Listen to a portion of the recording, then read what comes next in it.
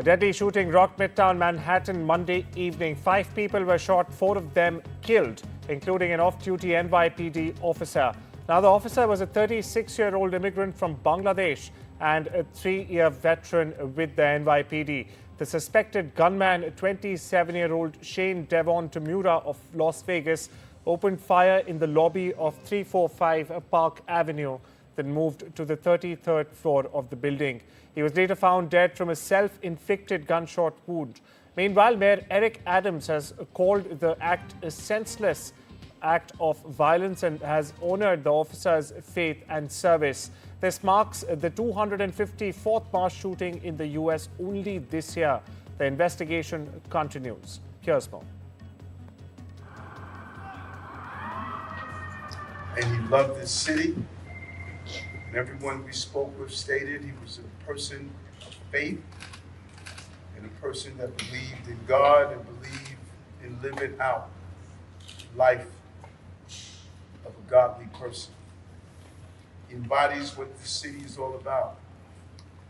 He's a true blue New Yorker, not only in the uniform he wore, but in his spirit and energy of loving this city.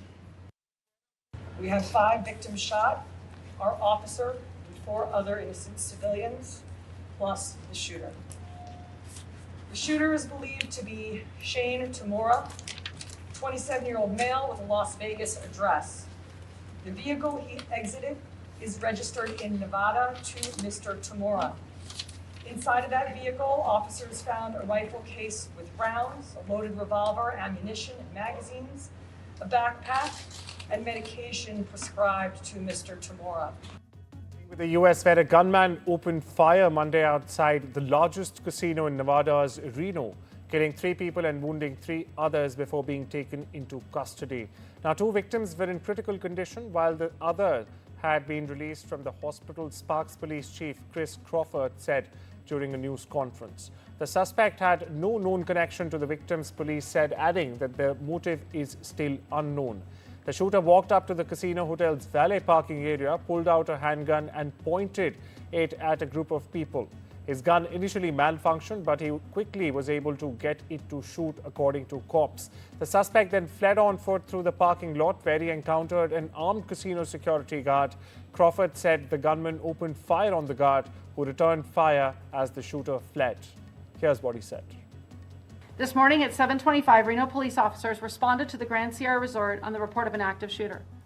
Within 2.5 minutes, our PD officers arrived on scene and were able to locate the suspect on the northwest side of the property in the parking lot.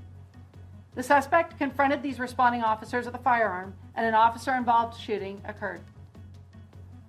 The bravery and rapid response by our officers stopped the suspect's rampage on innocent victims, which definitely saved lives and prevented additional people from being victimized. Officers and personnel from the GSR provided medical aid to the victims until Reno Fire Department and REMSA arrived on scene. The quick response by these skilled medical professionals ensured immediate treatment and transportation without hesitation to local hospitals. During the incident, 1 officer sustained minor injuries, most likely from glass fragments. This was the only physical injury our officers received during the incident. Donald Trump is publicly pressurizing Israel to ease its Gaza blockade, saying he wants every ounce of food let in. Now, speaking from Scotland, Trump acknowledged for the first time, in fact, that there is a real starvation in Gaza, directly contradicting Israeli Prime Minister Benjamin Netanyahu. Here's what he said. Well, I'm going to say, look, we're giving money and we're giving food, but we're over here and we're over in the United States, and I think I can speak for the Prime Minister. We're giving money and things. He's got to sort of like run it. Well, I want them to make sure they get the food. I want to make sure they get the food, every ounce of food. I think you want the same thing. Hospitals in Gaza have recorded that 14 more people have died of hunger and malnutrition over the past 24 hours, bringing the total number of hunger and malnutrition-related deaths in the besieged enclave to 147, including 88 children. This is according to Gaza Health official statement on Monday. Meanwhile, Israel has further tightened its blockade on Gaza since the conflict between Hamas and Israel erupted on the 7th of October 2023, causing severe shortage of food, drugs, fuels and other basic necessities. Now, over the past few months, multiple international aid agencies, including the United Nations, have condemned Israel of repeatedly blocking humanitarian aid and have also called for immediate lifting of blockade to prevent the humanitarian situation in Gaza from worsening further. Staying with Gaza, where an explosion lit up the Gaza skyline early Tuesday as Israeli strikes on the enclave continued. On Monday, Israeli strikes or gunfire killed at least 78 Palestinians across the Gaza Strip, including a pregnant woman whose baby was delivered after her death, but also died, local health officials said. Meanwhile, dozens were killed while seeking food, even as Israel moved to ease restrictions on the entry of aid. Russia claimed on Monday that its forces had targeted Ukrainian military airports and military industrial facilities, while Ukraine reported on the same day that its troops had in fact contained Russian forces on multiple fronts and had also repelled attacks. Russia's Ministry of Defense said in its latest briefing that over the past day, its forces had launched large-scale attacks on Ukrainian military airports and even military industrial facilities using long-range precision weapons and drones, including the Dagger hypersonic air-launched ballistic missile. Meanwhile, the General Staff of the Ukrainian Armed Forces reported on the same day that 158 fights, in fact, had occurred along the front lines in the past 24 hours. The Ukrainian Air Force, missile units and artillery struck 8 Russian military personnel, weapons and military equipment concentration areas, 1 radar station and 1 artillery system. Donald Trump is turning up the heat on Vladimir Putin, giving the Russian leader just 10 to 12 days to in fact reach a peace deal with Ukraine. Now, speaking alongside UK Prime Minister Keir Starmer in Scotland, Trump said, and I'm quote here, that he's done waiting after nearly 50 days of stalled diplomacy. His frustration comes after a failed round of talks in Istanbul, where President Putin again refused to attend. We thought we had it settled, then Putin starts launching rockets, Trump said, referencing recent deadly strikes on Kyiv. Trump also warned of new sanctions and is in fact now urging European allies to ramp up arms shipments to Ukraine. Now, these also include Patriot missile systems. He says if Putin doesn't act fast, we'll see what happens. It's a clear sign that Washington's patience is wearing thin indeed. Any questions? Mr. President, on Gaza. Earlier you said that you were going to change the deadline from 50 days. Yeah, What is your deadline? I'm going to make a new deadline of about 10 or 12 days from today. There's no reason in waiting. There's no reason in waiting. It's 50 days. I want to be generous, but we just don't see any progress being made. Donald Trump is shedding new light on his past with Jeffrey Epstein. Speaking from Scotland on Tuesday, Trump said he ended the friendship years ago, not over criminal allegations, but because Epstein stole people who worked for Trump. He did it once, I warned him. He did it again, I threw him out, Trump said, calling Epstein persona non grata at his Florida club. Now, the comments come as protests and political heat grow at home. Meanwhile, in Ohio, Vice President J.D. Vance faced demonstrators accusing the GOP of protecting Epstein. The president has ordered Attorney General Pam Bondi to push for the release of sealed Epstein documents. Now, Trump says he wants full transparency. Meanwhile, for perspective here, viewers, Epstein died in a New York jail in 2019 while awaiting sex trafficking charges. The Justice Department says it was suicide, but questions still linger. Donald Trump has attacked London's Mayor Sadiq Khan once again and has called him nasty at a news conference in Scotland alongside British PM Keir Starmer, who interjected that Khan was his quote-unquote friend. Trump added, I think he's done a terrible job. Now, it's a long-standing feud. In order to know more, Vishal joins us. But first, let's listen in to what Trump said. Will you go to London, or are you worried it's no longer about? About what? Will you visit London during the state visit? I will. I'm not a fan of your mayor. Why not? I think he's done a terrible job, the mayor of London, but a nasty person. I think he's done it. I think He's a friend of mine, right? no, I think he's done a terrible job.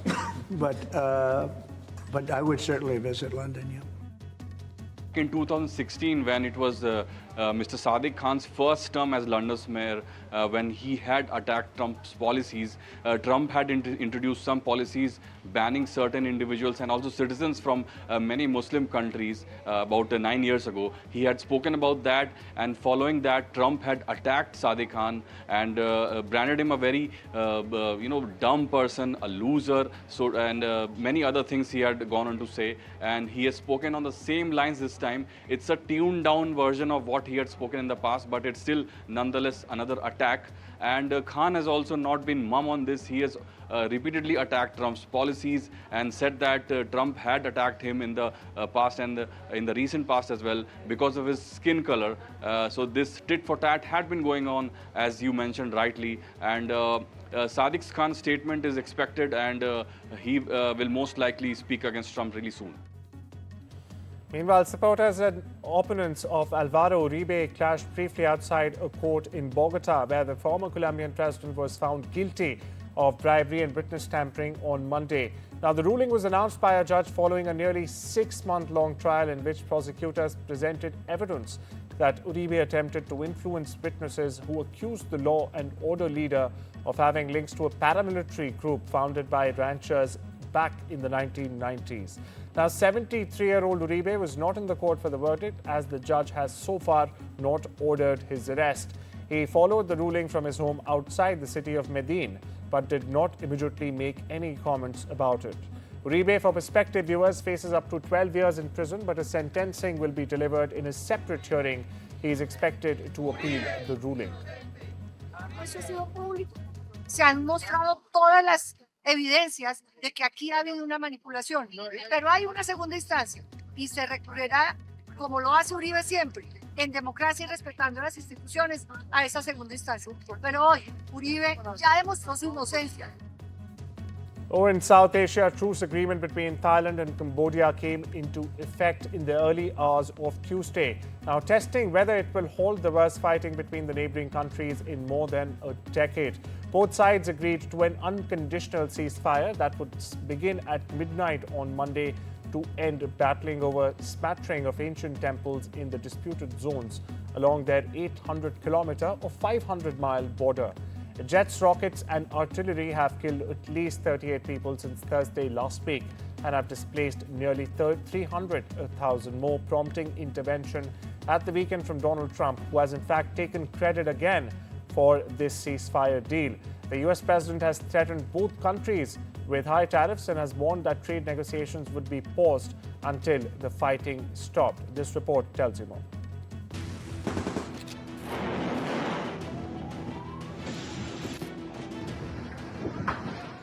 After almost 5 days of deadly clashes along the Thailand-Cambodia border, a fragile calm settles over Southeast Asia as the neighbors agreed to a ceasefire on Monday. At least 34 people were killed in the conflict centered around the cluster of temples on the border. Almost 3 lakh civilians were evacuated. International concern was mounting. The world watched as 2 ASEAN neighbors stood at the brink of war. Then came the breakthrough. Under mounting diplomatic pressure and a proposal led by Malaysia's Prime Minister Anwar Ibrahim, both sides agreed to lay down arms.